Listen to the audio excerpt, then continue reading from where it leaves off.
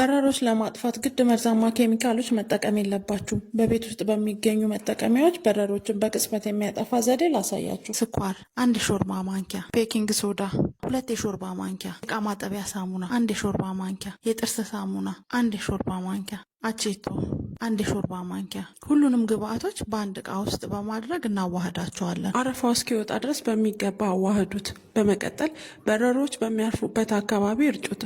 በረሮች ደህና ሰንብቱ። በረሮችና ተዋኖችን ለአንዴና ለመጨረሻ ጊዜ ያስወግዱ። ይህ ዘዴ ሕይወቶን ይለውጣል። የሚረጩ ጎጂና ውድ የተባይ ማጥፊያ መግዛት ያቆማሉ። በንጹህ ጎድጓዳ ሳህን እንጀምር። 1 ማንኪያ ስኳር ይጨምሩ። በመቀጠል 2 የሾርባ ማንኪያ ቤኪንግ ሶዳ እንጨምራለን።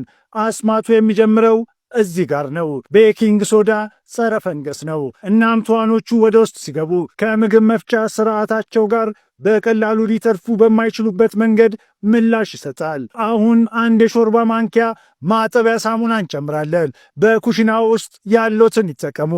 1 የሾርባ ማንኪያ ነጭ ኮምጣጤ እንጨምራለን። 2 የሾርባ ማንኪያ የጥርስ ሳሙና እንጠቀማለን።